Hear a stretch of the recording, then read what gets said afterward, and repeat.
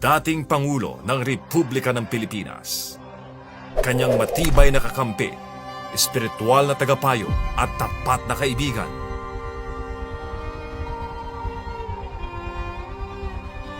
Magkasangga, walang iwanan. Parehong pilit na pinababagsak ng mga kurap at sakim sa kapangyarihan. Si dating Pangulong Rodrigo Roa Duterte, pwersahang dinala sa banyagang bansa.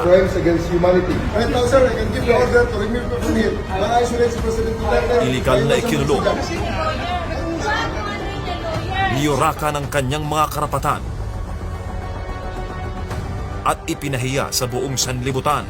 I am Rodrigo Roa Duterte. Samantala, gamit ang iligal na warrant, ay marahas na sinalakay ng kapulisan ang mga compound ng KOJC sa Davao City at Sarangani at nilabag ang mga karapatang pantao ng mga naroroon.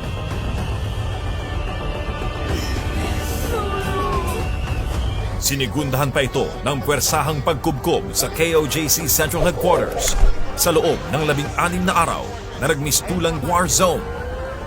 Lahat ng ito'y ginawa para lamang pasukuin si Pastor Apollo C. Quiboloy. You go to any human rights advocate, there's nothing that we did. Lahat ng pumasok na pulis, hindi armado. Walang baril.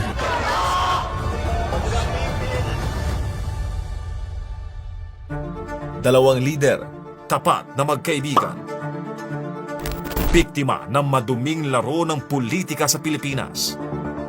Iisang mukha ng pang-aapi, parehong pattern, parehong taktika. Mga gawa-gawang kaso, brutal na paggamit ng puwersa. Lahat ng yan ay upang patahimikin sila. Doon pa man, bago mangyari ang mga walang katarungang ito, sinubok na ng panahon ang kanilang samahan. Mula pa noong unang bahagi ng 1980s, si Duterte noon ay isang piskal at si Pastor Quiboloy noon ay nagsisimula pa lamang ng kanyang ministeryo sa isang maliit na kapilya sa Agdao, Davao City ay may iisang pangarap. Isang bansang malayo sa korupsyon, droga at insureksyong komunista. Ang Sunshine Media Network International ang naging pinakamalakas nilang sandata. Ang tanging network na walang takot na naglalantad ng katotohanan. Ngunit, ang katotohanan ay may maraming kaaway. Lagay nyo dito yung prangkisa nyo on the line. Noong 2023, pinalaan na ni Vice Presidente Sara Duterte si Pastor Quiboloy.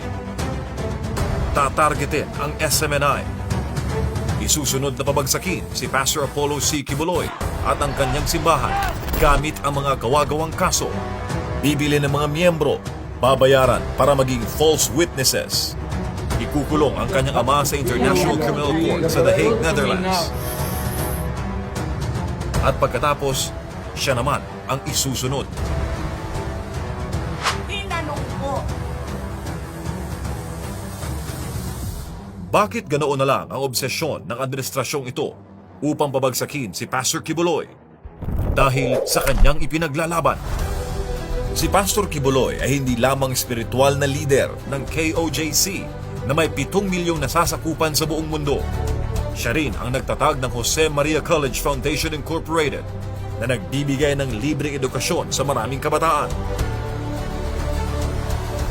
Noon pa man, siya tumutulong ng walang hinihintay na kapalit sa mga kababayan nating nangangailangan mula sa mga kabataan, sa mga biktima ng sakuna at kalamidad, mga katutubo, at sa pangangalaga sa inang kalikasan.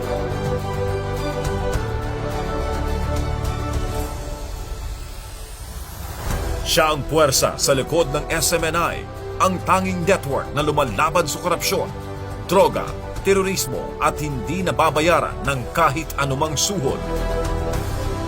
Siya ang pinakamalakas na kakampi at tapat na kaibigan ni Duterte kung kaya't siya ang unang ginipit.